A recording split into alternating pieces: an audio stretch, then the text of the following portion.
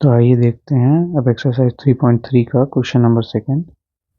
इसमें हमसे कह रहा है consider the following parallelogram, find the value of the unknown x y and z. यहाँ जो फिगर दिया गया है ABCD, इसमें एक्स वाई और जेड जो दी गई हैं इनकी वैल्यू निकालनी है। आइए निकालते हैं। क्योंकि हम जानते हैं तो हम लिखेंगे कि the sum of any two adjacent angles of a parallelogram RALLELOGRAM is 180 degree. हम अपने पीछे प्रॉपर्टी पढ़ के आए हैं कि दो एंगलों का जो सम होता है एडजेसेंट एंगल का वो 180 डिग्री होता है किसी पैरेललोग्राम पे। तो हम यहाँ पे लिखेंगे देयरफॉर x प्लस 100 डिग्री, इसकी वैल्यू हमारी कितनी आ जाएगी 180 डिग्री, क्योंकि हम इस बारे में जानते हैं। फिर इसके बाद हम x की वैल्यू निकालेंगे। x इज इक्वल टू है 180 डिग्री माइनस 100 डिग्री, तो हमारी x की वैल्यू आ जाएगी 80 डिग्री। अब नाउ हम जानते हैं कि तो नाउ लिखेंगे x plus y is equal to है 180 डिग्री उसी प्रॉपर्टी के बेसिस पे। तो x की वैल्यू हमारी कितनी आ गई 80 डिग्री आ गई, तो लिखेंगे 80 degree plus y is equal to है 180 डिग्री। फिर y लिखेंगे इज इक्वल टू है 180 डिग्री माइनस करेंगे 80 डिग्री, तो हमारी यहाँ y की जो वैल्यू है ये कितनी आ जाएगी 100 डिग्री। फिर इसके बाद हम लिखेंगे कि now again y plus Z अब हमारा है, तो y प्लस जेड एडजेसेंट है तो इनका भी सम 180 डिग्री होगा। हमने y की वैल्यू क्या निकाली है ऊपर 100 डिग्री निकाली है, plus z is equal to है 180 डिग्री, तो z इज इक्वल टू है 180 डिग्री माइनस 100 डिग्री करेंगे, तो z की हमारी वैल्यू कितनी आ जाएगी, z की वैल्यू हमारी आ जाएगी 80 डिग्री। तो इस तरीके से हमने सारे x y z की वैल्यू निकाल। तो हम लिखेंगे कि हेंस x निकालना था तो x इज इक्वल टू कितना आया हमारा 80 डिग्री, y निकालना था तो y इज इक्वल टू कितना आया था हमारा 100 डिग्री, एंड z निकालना था हमको तो z इज इक्वल टू हमारा कितना आया था 80 डिग्री। हेंस प्रूव होता है। आइए सेकंड का दूसरा क्वेश्चन देखते हैं। तो आइए देखते हैं अब एक्सरसाइज 3.3 के क्वेश्चन सेकंड का सेकंड। इस फिगर में हम देख सकते हैं कि एक पैरेललोग्राम ABCD हमको दिया गया है, इसमें भी हमको XYZ निकालना। तो सबसे पहले लिखेंगे क्योंकि हम जानते हैं कि सिंस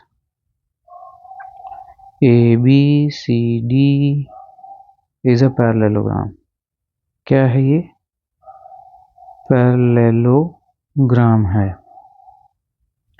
फिर इसी कारण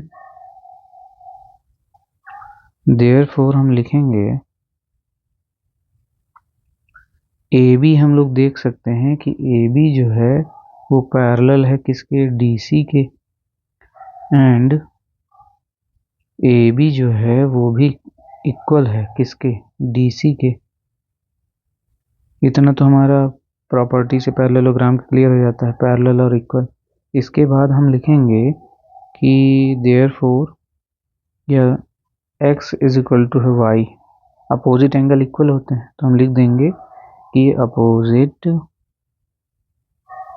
angles of a parallelogram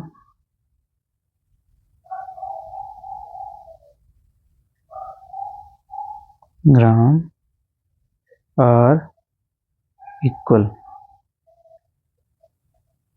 equal in measure भी लिख सकते हैं। ये तो हमको पहले से प्रॉपर्टी के थ्रू पता था, और क्योंकि हम फिगर में देख सकते हैं तो हम पहले लिखेंगे यहाँ पे AD जो है आप सभी देख सकते हैं पैरेलल है किसके BC के, ये दिख रहा है।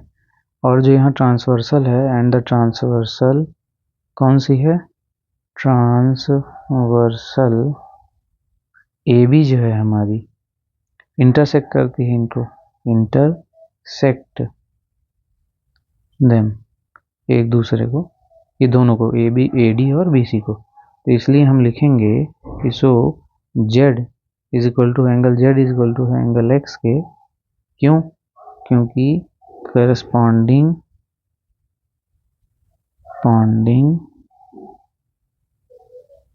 Angles are equal. Corresponding angles जो होते हैं वो इक्वल होते हैं।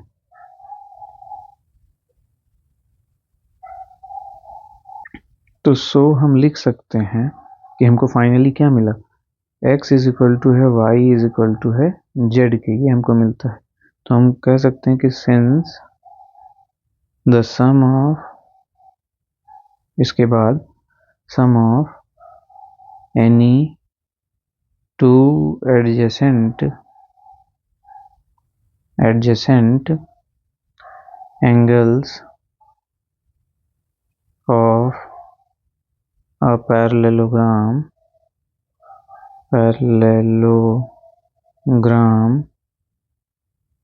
इज इक्वल टू है 180 डिग्री होता है। तो हमारे फिगर में दिया गया था तो y प्लस हम 50 डिग्री कर लेते हैं इज इक्वल टू 180 डिग्री। अब हमारा आसान हो जाएगा, तो y की वैल्यू हमारी आ जाएगी 180 डिग्री माइनस 50 डिग्री, और हम कह सकते हैं कि y इज इक्वल टू हमारा कितना आ गया 130 डिग्री। तो हमारे सारे एंगल्स जो आ जाएंगे, इसलिए हम लिखेंगे कि therefore x is equal to है y इज इक्वल टू है z इज इक्वल टू है 130 डिग्री। इन क्वेश्चन को आपको इसी तरीके से करना है, इसके शॉर्ट मेथड में मत जाइए, क्योंकि सब्जेक्टिव पेपर में अगर आप शॉर्ट वे में लिखेंगे तो आपके मार्क्स कट सकते हैं। आइए देखते हैं सेकंड का थर्ड क्वेश्चन।